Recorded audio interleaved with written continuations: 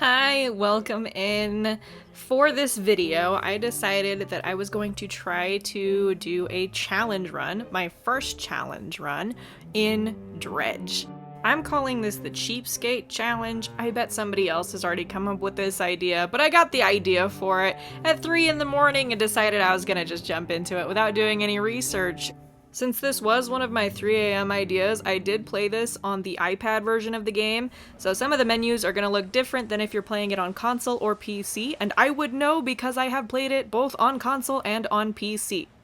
Back to the challenge. We are trying to answer one question. How many purchases do you need to make to beat the game? When I say beat the game, I mean get the bad ending of the game where you had to get all of the items for the collector. And when I say purchases, I mean in-game purchases where you spend in-game currency to get the upgrade or the item. We will kind of talk about some of the DLC stuff that could potentially make this run easier or cheaper. None of those are necessary for this challenge, however. These are the settings that I had checked. The game is in normal mode. We did have the relaxed fishing mode on, and part of that is because I am playing on an iPad with a controller that unfortunately is not always the fastest at registering when I've pressed a button, so that makes the mini games in this extremely difficult. You do not have to play it with the relaxed fishing mode turned on. I actually did not use the relaxed fishing mode in my PlayStation 4 and PC playthroughs, and would not have used it here if it hadn't been for the fact that I was trying to get this done in a reasonable amount of time. And going back to the challenge, I am not going to be counting the boat or the fishing rod that comes with the boat as purchases, even though we technically are still paying the mayor for these items, because we didn't really get a choice in the matter. All of the other purchases, you get to decide when, and you get to decide what it is you buy. I'm also not going to be counting repairs to the ship or to the crab pots, just because there is a little bit of luck involved with those. Before we get too far, I also want to apologize for the really rough camera movements here. It kept trying to grab the camera and force it up close behind the boat where it was hard to see anything. I did try to change this in the settings and nothing seemed to happen. I did not have this problem on PlayStation 4 or PC, and I think it's just a bug, but it did take me a little while to get it figured out to have that be a little bit more smooth. It does get better later in the video. So starting out on this challenge, I already had a pretty good idea of how I wanted to play at least the very first part of this. I already knew about the sinew spindle, and so on day 1, my priority was to go and get the sinew spindle. To get it, you just need to go catch 5 cod, and you need to go to the rock slab that is behind the island that is currently in front of the boat. You place the cod on the rock slab, and boom, you get a free fishing rod. This free fishing rod allows you to catch shallow and coastal fish. Up until this point, we've only been able to catch coastal fish, and we will need to be able to catch shallow fish to complete the rest of this challenge. So this one doesn't count towards our total number of purchases, and was a pretty good option.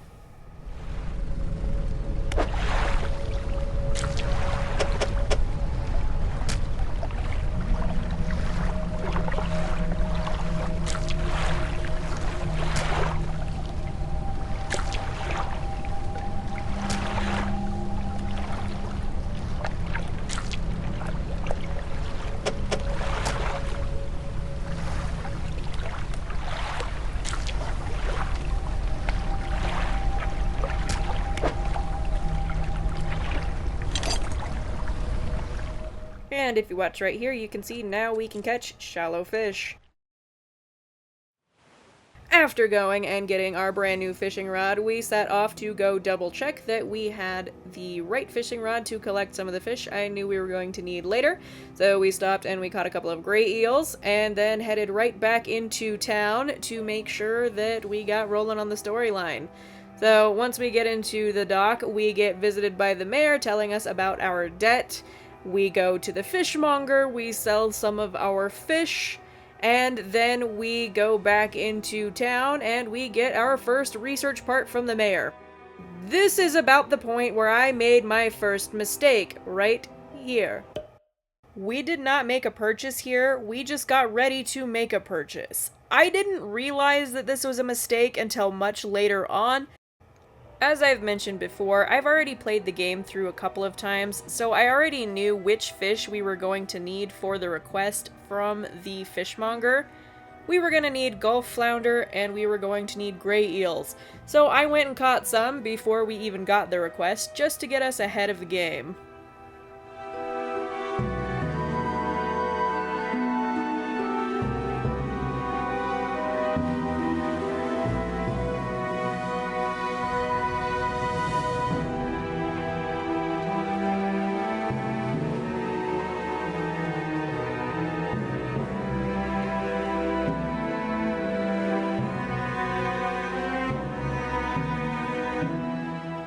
Upon returning to the fishmonger, we got our first request, so we can put these fish in for that request and move on to the next one.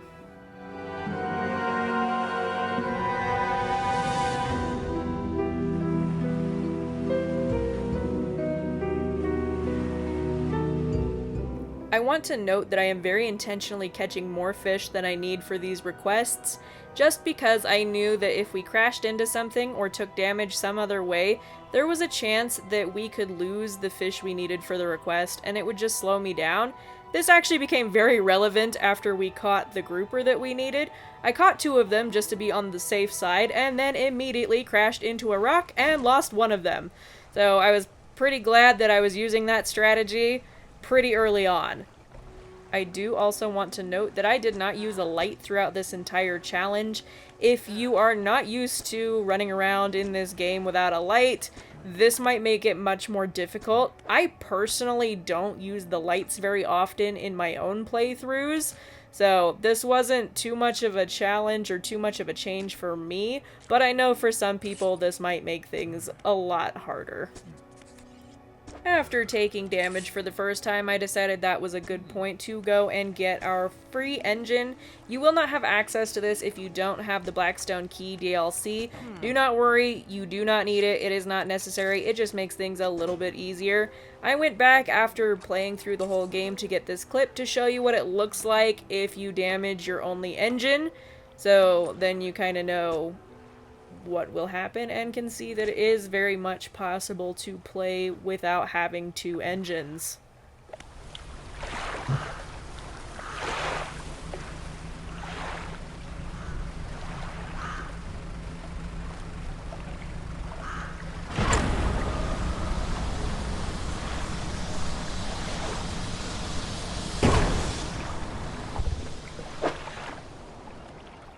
And our only engine is damaged, but we can still move around.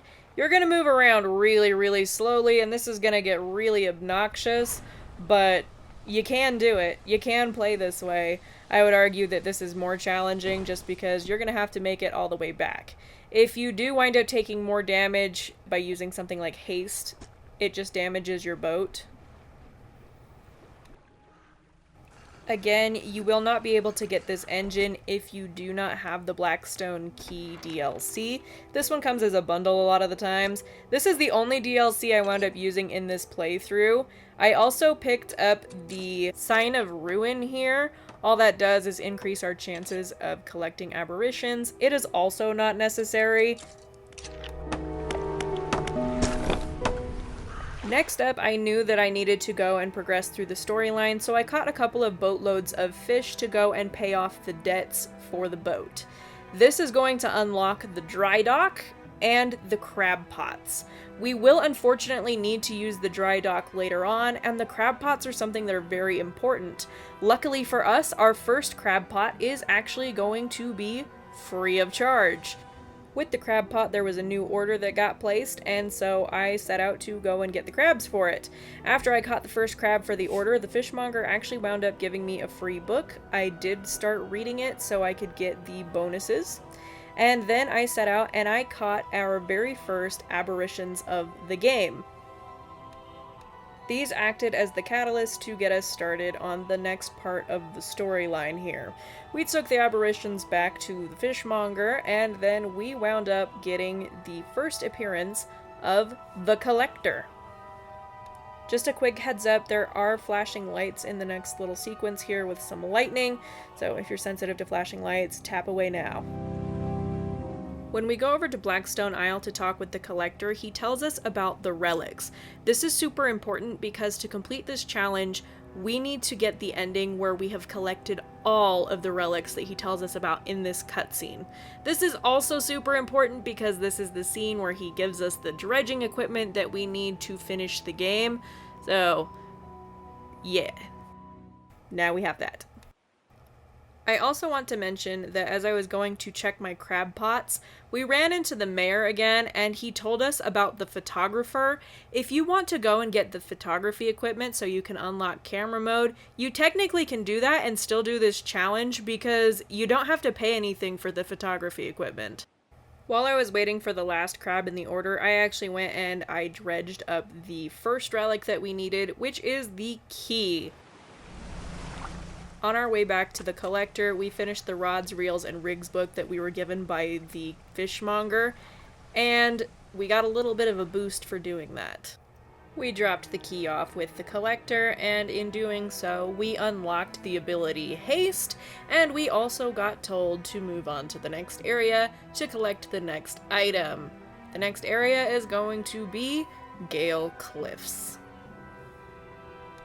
But before we go to Gale Cliffs, we still need to complete that order. It took me a couple of days, but I finally got the fiddler crab that we needed for the fishmonger. We took it to him, and then after we completed the order, he told us that he wanted an aberration. So we went to go and find the aberration.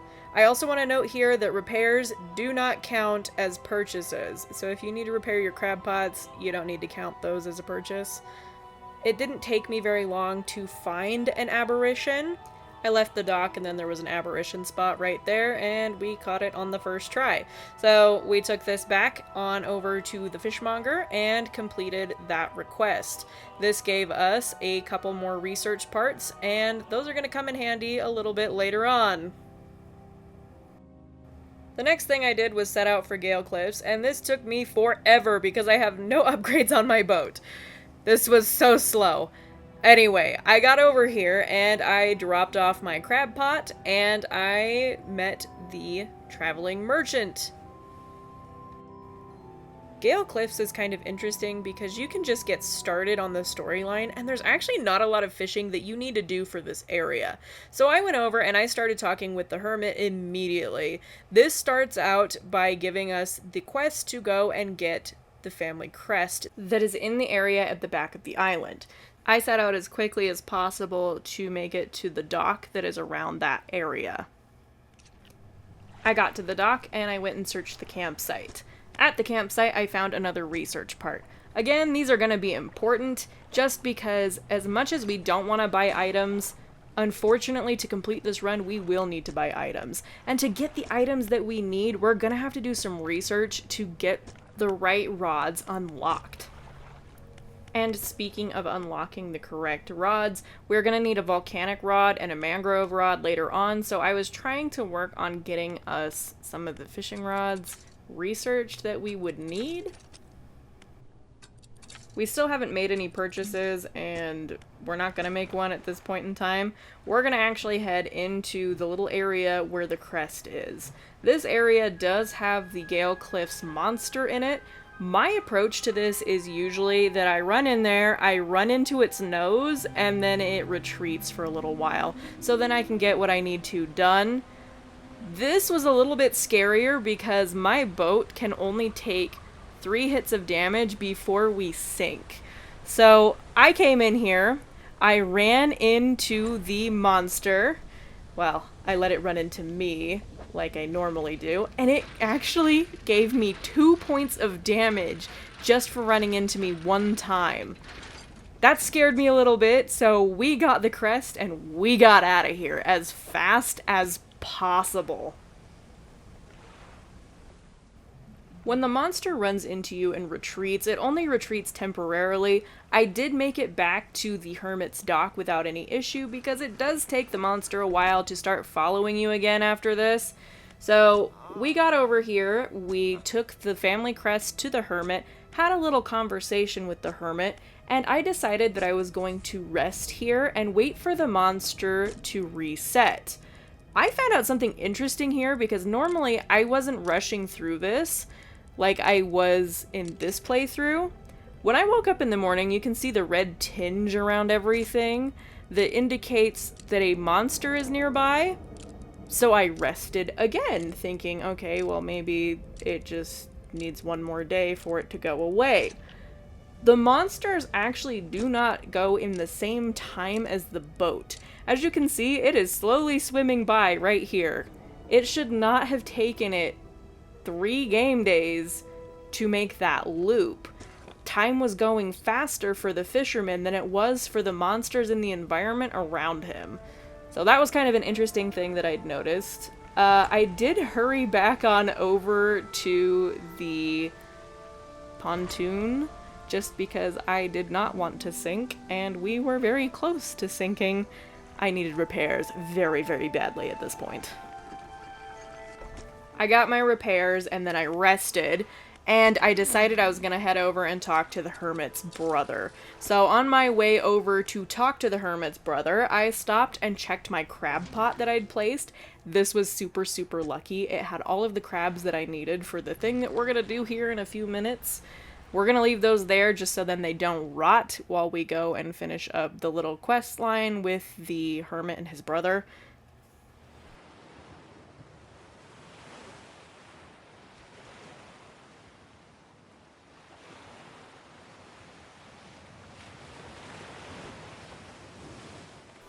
The next part of this quest is to go back into the den of the monster. And of course, when you go back in there, that alerts it to your presence, and so you get attacked again. And of course, that's what happened to us. We did take some more damage when we were lighting the charges here, and we were really lucky that we didn't sink yet again, because this did quite a bit of damage like it did the first time. I didn't realize how much damage the serpent does until doing this playthrough. We got out of there really fast. Unfortunately, we can't just take the hermit with us on our way to go and talk to the brother again, so I went and got my boat repaired again before we went to go talk to the brother.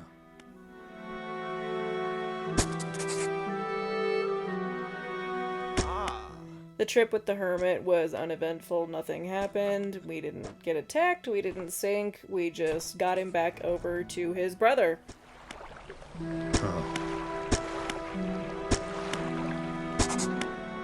This unlocks the item that we need to go and get the music box, and fortunately for us, we are just given the first one for free. Unfortunately, with the other ones, we do have to pay for them, as you can see here. Before we go get the music box, we're gonna pick up the crabs that we left in the crab pot earlier. We're gonna go rest, and then we're going to make the long trip pretty much all the way to the back of the island to go to the shrine that is back there. This shrine is not necessary, but it does give us an item that is gonna make things easier once we get to Devil's Spine, so I do recommend getting it. This is going to give us the Mouth of the Deep, which is a pretty good crab pot, and again, it's free. You don't have to pay for it, so this does not count as a purchase.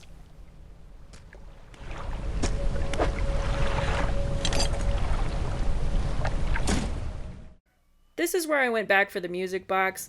This is not terribly difficult. You just go in, destroy the rocks, dredge up the music box, and then get out of there. Then I wound up taking the music box back on over to the collector. This is the point where we unlock Manifest. Manifest was something that I wound up using a lot in this playthrough, and it's really nice to use this instead of just driving all the way back here. So this saves a lot of time, and it also got me out of a few tight spots a little bit later on. The collector then tells us that we need to go to the Stellar Basin. Once I got to Stellar Basin, I quickly set up my crab pots. If you are trying to make this more difficult and you are counting crab pot repairs as purchases, you probably don't want to do this because you don't actually need any of the crabs in this area for any of the main story quests. This is just a way that you can make money, and it's a little bit easier and quicker to make said money we are going to be needing to buy things at this point in the game. So we're going to actually start needing money. And I have not been doing lots of fishing to get money.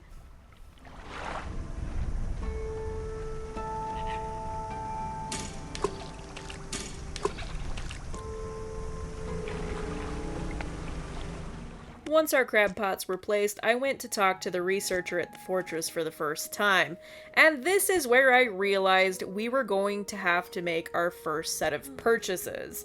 So when we went to look at the fish that the researcher wanted us to get, the Aurora jellyfish needs a trawl net. We're gonna have to get everything all ready to go to get us a trawl net. You can't just go pick one up because you don't have any spaces that will take a trawl net to start out with.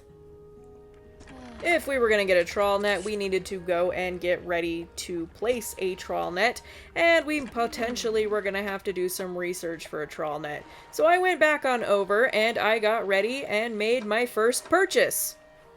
This purchase was not necessary. I bought a research part. We've been finding those everywhere for free. I started planning my next purchase and realized that we needed an oceanic rod to catch the sharks if we wanted to get the free fishing rod in this area. I went and looked to see what it would take to get us the trawl net, and we would need to get an upgrade, and then also need to buy a trawl net. I decided that we were going to go for the free fishing rod that you can find in this area instead of trying to get the one from the researcher that required the trawl net.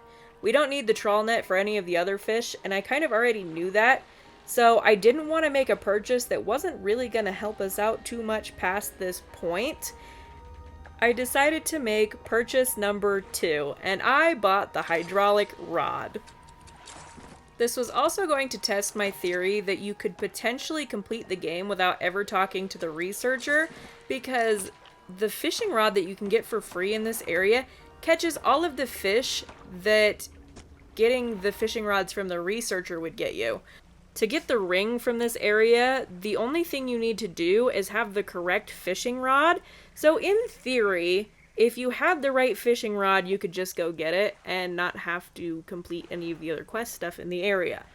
That is until I went to get the ghost shark for the shrine and realized that the ghost shark was gonna be the thing that made this all fall apart. For the ghost shark, you need to have the abyssal rod. You get the abyssal rod by talking to the researcher and completing the first quest that she gives you. So we do need to get the trawl net no matter what. We were gonna need materials, so I went and dredged them all up and went back to go and get the upgrade that we were going to need. This purchase specifically is a boat upgrade. These I'm keeping track of separately to see if I can get this number as low as possible as well. But this marks purchase number 3 for our list. This also automatically does all of the research we needed to unlock the trawl net itself, so we didn't need to spend any research parts to get the trawl net. We just needed the money, and we didn't have enough just yet. While we were doing the fishing to get some money, we wound up getting a free book from the merchant. I did set the book to automatically read, so we would get the perks from it. There are other books you can get in the game from doing side quests, but I wasn't focused on that. We went back to go buy the trawl net, and that marked purchase number 4. I think there's a way to get around this if you have the Pale Reach DLC, but we'll test that in the next video. We went and started trawling to see if we could get the jellyfish. I also needed to catch another octopus and another firefly squid. I'd caught both of them before, but I hadn't kept any of them or dropped them off to the researcher yet. But that part wasn't really a big deal. These are both fairly easy to find. They glow at night, and you just have to go find the correct glowing spot. The one that was a lot more difficult was the jellyfish, because you just kind of have to get lucky. It took me several in-game days to catch the jellyfish. I did eventually catch the jellyfish and went and took it back to the researcher. Now that the researcher had all of the specimens, she'd asked us to go and get the prototype parts. I went back and picked up the parts, and when I did that, I also found a couple of research parts. This is just more free research parts to show that I did not need the one that I bought at all. Now we have the abyssal rod, and we got it for free. We didn't have to pay for it, we just had to bring the stuff for it. After we got that, we got the repulsion machine to go hook up to the generator, and we got another request to pick up some samples. To get all of these samples, we do need to upgrade the rod that we were given by the researcher, or we need to go and get the free one in the area. I ultimately decided that we were going to try to get the free fishing rod from this area because it's about the same size as the one that we would have to upgrade to from this list. I thought that we were going to be going a different route to get a different fishing rod, and so I actually think we can do this better because I didn't think this through very well. And looking back, I can see ways right here that I could do things better and make less purchases. I hooked up the propulsion machine, and we found another free research part, just further establishing the fact that I bought one I didn't need to. Now that we had the abyssal rod, we could collect the loose jaw and the anglerfish for the researcher. On our way back to the researcher, we finished the book Art of the Silver Tongue. We dropped off the 2 fish that we could, and then we would need to go and get another fishing rod. So I disconnected the trawl net and hooked up the hydraulic rod so we could go and start working on catching the sharks that we were gonna need. The first shark on the list is the hammerhead, which isn't too far from the researcher and didn't take me very long to catch. We took this all the way back over to the shrine and dropped it off before I could lose it or it could rot. Now that we had the abyssal rod, I could go and collect the ghost shark for the shrine. I dropped it off and then got ready to go all the way back to the Morrows to collect the last 2 sharks for the shrine. This was a little bit easier because, again, we now have Manifest. I did mess up here, so I collected the bronze whaler shark, and then I meant to just rest until nighttime so I could go and get the reef shark, but I accidentally rested the entire day and night. This wasn't gonna work out in the long run, just because, unfortunately, with this run, we don't move very fast. And these sharks were going to rot before I made it back to the shrine if I'd waited an entire day already with them in my cargo. I sold the one I had, I set out to grab another one, and then I went to go and grab the reef shark in the spot that I'd originally intended to grab it from. Both of them can be found in that same exact spot. One of them's during the day, one of them's during the night. Anyway, we managed to get it, and we made it back to the shrine. This was not uneventful, however. It was a really long trip, and I did wind up getting attacked by the ray. This was kinda interesting, and I was hoping I did not lose either of those sharks. We damaged the engine using haste to try to get away from it, and we did make it to the shrine without losing either of the sharks because we were super lucky. I was just glad that I didn't have to go all the way back to get another shark. We did get our Viscera crane, so now we can catch the remaining fish for the researcher and get the ring. Despite still being in panic mode, I did make it back over to the pontoon boat to get repairs before we sunk. We were really, really lucky because we were not moving very fast with that broken engine.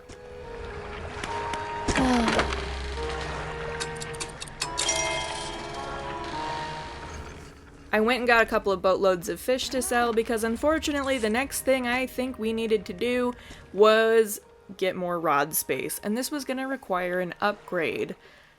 You might have already noticed the mistakes that I have made in my logic up to this point. We'll talk about it a little bit later in the video, but to use the crane we had, we do need that space.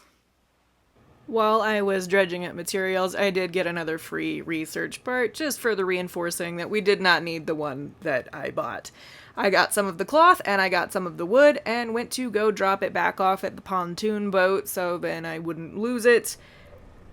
And on my way back to the pontoon boat, I got attacked by a ghost shark.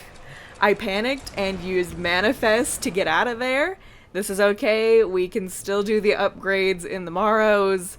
I just didn't want to lose all the stuff that I got, and I didn't want to take damage and sink. So, yeah, this works out a little bit better because I actually know where the metal is in this area. I was gonna have to drive around until I found it in Stellar Basin.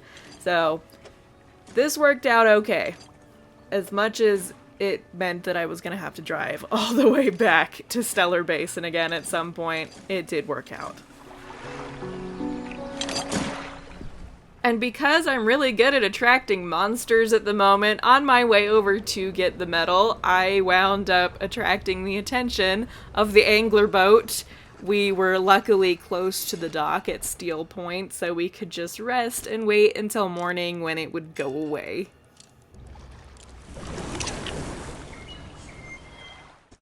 I grabbed the metal that we were going to need, made my way back over to the Morrows, and we made purchase number 5. This allowed us to finally attach the Viscera crane that we just got, and yeah, now we can go back to Stellar Basin and we can catch the remaining fish for the researcher and dredge up the ring. This is the point when we're going to talk about some of the mistakes that I think I made, and also the logic behind why I was choosing the options that I was. So, first and foremost, I thought that we could get the versatile rod, and I thought that we could get it with the upgrade that we just bought. I didn't really account for the fact that it wasn't gonna fit without another upgrade, and to get that upgrade, you have to upgrade multiple things on the boat and upgrade the boat like 5 times. So this rotates instead of flipping sideways, and this little bottom corner piece meant that it wasn't gonna fit even if I rotated it. I didn't really realize that in this moment. So I think we can do better, and we're gonna do another run just because of that, but yeah, I made some mistakes in this run. I think we can do better. Now that we have the Viscera crane installed, we can grab the 2 remaining fish for the researcher, and we can also go and pick up the ring for the collector.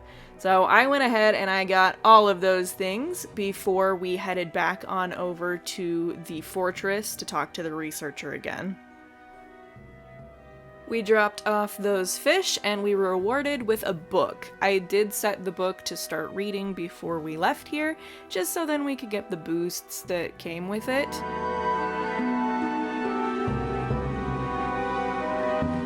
When I was picking up my crab pots to leave, I realized that the crown of thorns does not fit on the boat if you have 2 fishing rods installed that are 2 spaces wide. So I just threw those out, picked up the crab pots, and we set out to go back to the collector to drop off the ring. This is much easier with Manifest. I am so much more grateful in this run for having Manifest. Like, it was nice before, but it wasn't this nice. We dropped off the ring, and we got Banish. Now we're moving on to the Twisted Strand. Twisted Strand was going to be one of the places where we needed to make another purchase. There is a free fishing rod in this area, but again, I already knew this one wasn't going to fit because it needs 6 spaces. For this one, it only fishes up mangrove fish, shallow fish, and oceanic fish, and it takes up a 2x3 space. We do not have a 2x3 space to put a fishing rod in. It's just not going to work. So we're not going to worry about that one at all. I will say, though, that Twisted Strand and Devil's Spine are going to be difficult even if you're playing on passive mode, because they're mazes and it's really easy to run into things as you're going through both of these areas. So this is where things are going to get a bit tricky because our boat isn't upgraded. When we talked to the airman for the first time, he actually just gives us a research part for free. We didn't have to do anything. We just talked to him and ta-da, here you go. Research part. If you need more of them, you can go and find the dog tags to get more research parts, but we'd already gotten enough. We didn't need it, and I didn't need the one I bought. Still didn't need it. We went to go get the pieces that he requested so we could deal with the mine suckers in the area. And while I was doing this, I also went and switched out to the sinew spindle so we could start working on catching some of the fish we need for the bait. And speaking of the bait, we are definitely going to need to get a mangrove rod to catch at least some of the fish we need for that. So there's gonna be another purchase coming up here soon. This was about the point where I realized my plan to get the versatile rod wasn't actually going to work the way that I thought it was. So when we did get around to making our next purchase, we went for the anti-tangle line for our mangrove rod. And that's where this became purchase number 6. With this purchase, now we can go and collect all of the fish that we need for the bait for the traps in this area.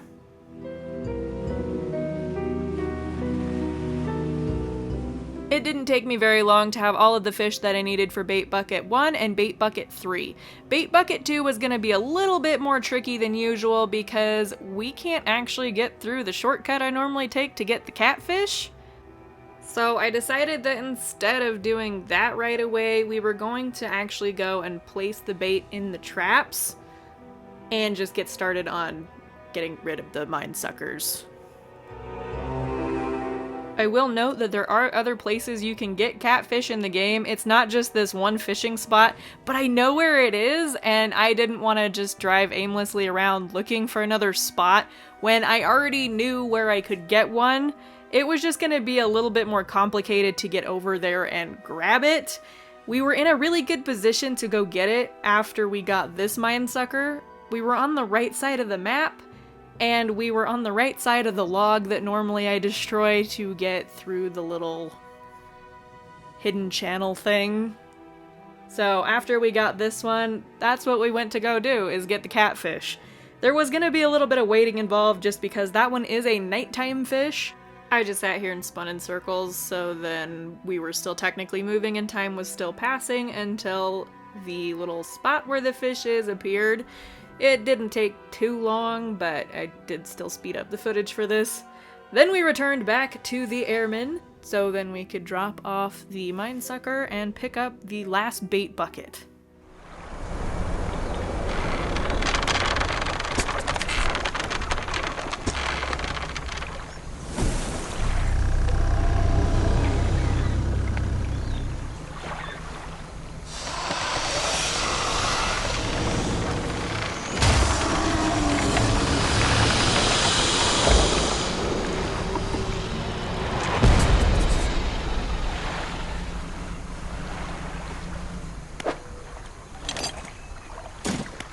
And that marks the end of everything we have to do in Twisted Strand.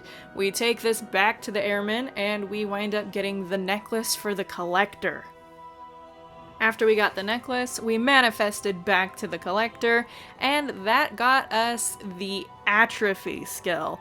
This one is not a skill that I tend to use in playthroughs anyway, and it's not something we wound up using in this one at all. And that led us to the last area of the game, which is Devil's Spine. It was a long drive over there because, again, our engines are slow and not upgraded. But it was okay. We got to see some of the wildlife encounters that you can run into on the way. And when we got over here, I knew we were going to need to make another purchase because we need to be able to catch some of the volcanic fish. Unfortunately, we didn't have the money for it right away, so I just went and dropped off the crab pots. We are going to need them to complete this area, and got working on some fishing. And it wasn't long before we were getting the heat-resistant line as purchase number 7. Pretty soon after we got that purchase, we found the aberration that we were going to need for one of the shrines. You need 2 of them, but this was the first one, and getting back over to the shrines was a nightmare. This area was so difficult to navigate, especially with a slower boat. I kept running into the piranhas, and they slowed my boat down even more, which was extremely frustrating. This was a lot trickier of an area with the boat that's not upgraded. I haven't struggled with it as much in any of my past playthroughs. I did finally make it over to the shrine, and I dropped off the aberration that we got. I will also note here that at this point in the playthrough, my headphones had run out of battery, and I was playing without sound. There are a lot of audio cues in this area when you're being attacked, and it makes it a lot more difficult to tell when you've been spotted by the piranhas if you can't hear them chirping at you. I decided after I got rid of them, I was going to fish right here, and this was a mistake. I did not realize this was a mistake because I could not hear that it was a mistake until it was way too late. We sunk the boat. When you do reload the last save, it takes you back to the last time you were docked, so that meant that we were going to have to get that aberration all the way back over to the shrine again, and not sink until we reached a dock again. I was a lot more nervous after sinking once, and so when I'd passed the mother, and ran into the little baby piranhas again, I just used Manifest and went all the way back to where the collector is at Blackstone Isle. So yeah, then I had to go all the way back. I did stop and rest at Steel Point on the way just to clear out any of the rest of the panic mode. That did save our progress right there. I did make my way back over to the shrine again, and managed to drop off the aberration without too many more issues. It was getting back to the dock again where I had issues. I kept running into the piranhas, and again, this is a maze, and a lot of the little passageways are really, really tight, so while I was nervous and trying to avoid the piranhas, I managed to crash and take some damage to the boat. I used Banish, which put us into panic mode, and I still had a ways to go before we got back to the pontoon. Panic mode spawned one of these, and it wasn't all bad even though we took damage. It dropped off the other aberration that we needed onto the boat, so that worked out okay. I did repair my boat when I was passing through the Maros again, just so then if I took more damage, we hopefully wouldn't sink.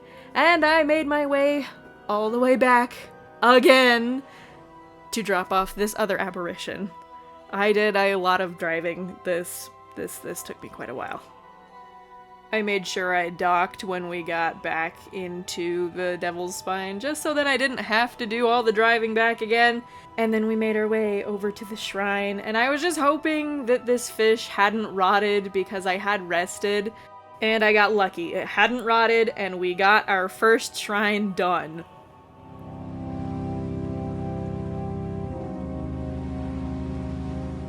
On my way back to the pontoon, I grabbed the pale skate because I knew I was going to need it for one of the shrines. When I got back to the pontoon boat, I actually had all of the crabs that I was going to need for one of the other shrines. So I grabbed the ones that I didn't need so I could sell them, and put the skate into storage.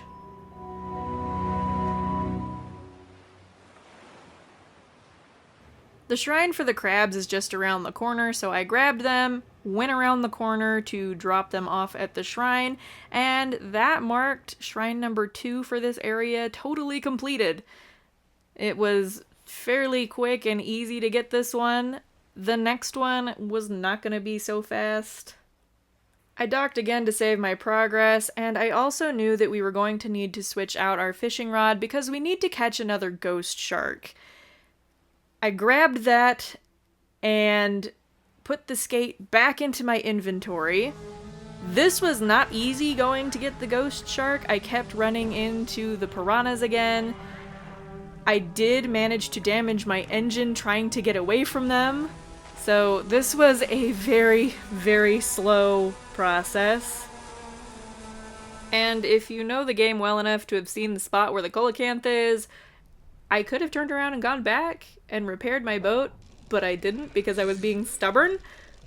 I went on to go get the ghost shark and try to finish getting the rest of the shrines. This was so painfully slow, and I was gonna have to make my way all the way back to the pontoon boat again, and it would have just been faster to do it that other way, and I didn't. And unfortunately, by the time I got to the shrine, the skate had rotted all the way. So this was gonna take me even more time because I was gonna have to go catch another one and get all the way back over here again. I did grab 2 while I was here, just in case I lost one by crashing into something. So I was thinking ahead just a little bit again at this point. This time going back, I kept running into the mother and the piranhas, and I had several close calls where I'm really lucky that I didn't sink the boat. I had a very hard time getting back over to the shrine.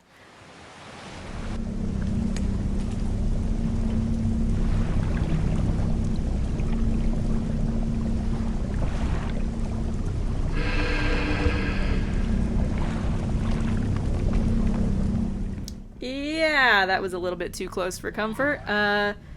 We are so close to the shrine, and we almost sank right there. I'm pretty sure that if the monster in Gale Cliffs can sink us in 2 hits, that the mother can sink us in just 1. We did have some damage last time when we got attacked, so I'm not sure, but I didn't want to find out. Not when we were this close. I did wind up attracting the piranhas, and I was just hoping that she didn't come back and have another way to get through the ruins here. But we did make it to the shrine.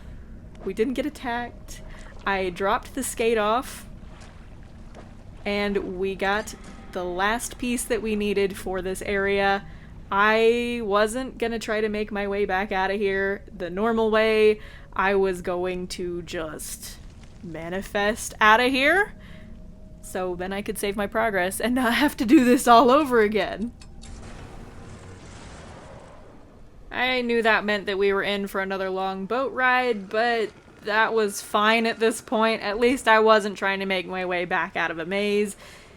I did make the ride back. We saw more wildlife, and I dropped off the 2 fathomless flames that we had left, and that meant that we could now get the final relic, the pocket watch.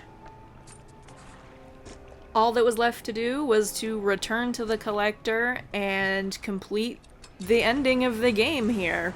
So that's what we did. We manifested back and talked to the collector and started the ending. Not counting the research part that I bought that we didn't need, I think that we can still do better. I'm gonna try to run through this again and see if we can get those numbers down. I really think we can do it. Maybe some of the purchases aren't going to work out the way that I think they will, sort of like what happened in this run, but this was also the fastest I've ever played Dredge. I completed this whole playthrough in under 4 hours. Normally I play this to 100%, so it makes sense that this would go by faster, but it was even faster than I thought it would be. I still thought this was going to take me like 5 or 6 hours, and it didn't.